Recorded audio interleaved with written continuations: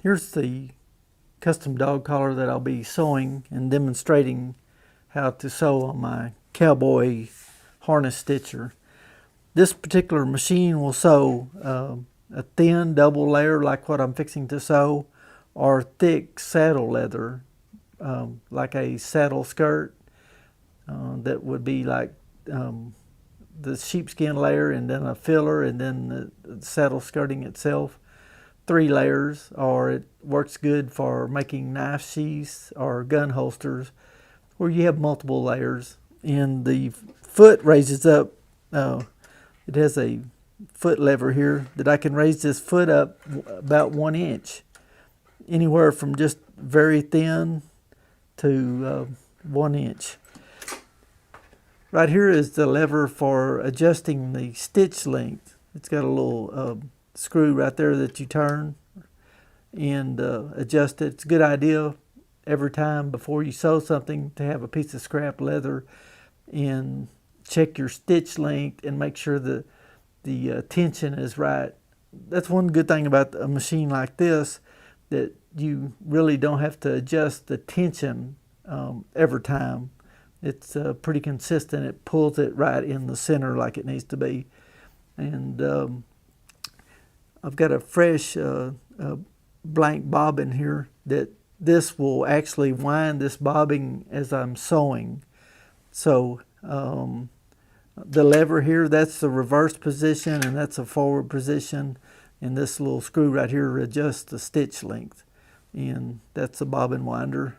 And I've got polyester 346 white on my machine, and it sews real well with that.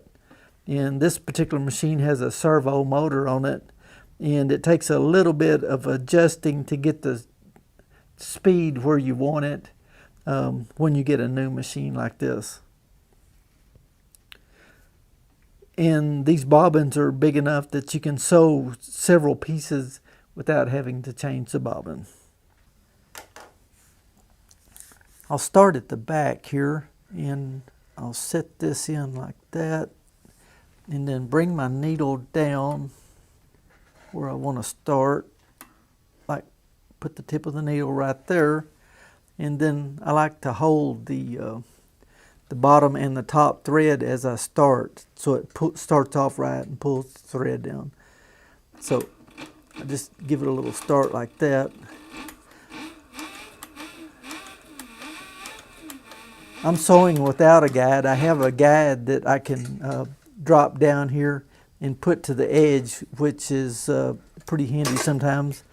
But I've been sewing so long without a guide that I don't really need one myself.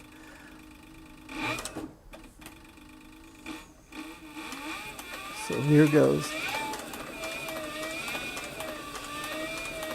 I like this servo motor because you can just really slow it down and concentrate on sewing right in the groove.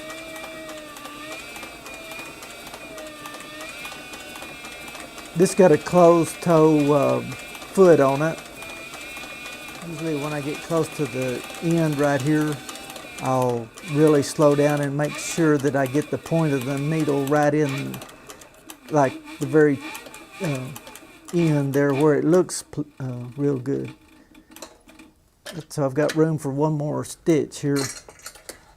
No, I don't actually. So I'll just I'll raise my foot up and turn that around now.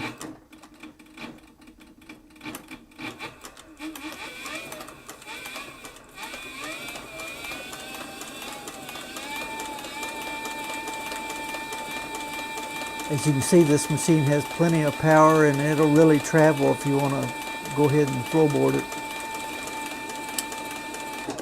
And my bobbin just popped, it snapped open. It's wound a complete bobbin while I've been sewing around this dog collar right here.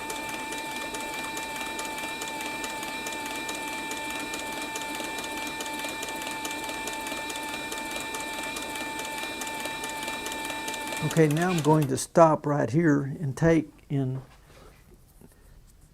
see, I can pull that stitch up and there's a loop there. What I want to do is like pull that loop like right in the center of the leather, and that holds that so it won't unravel.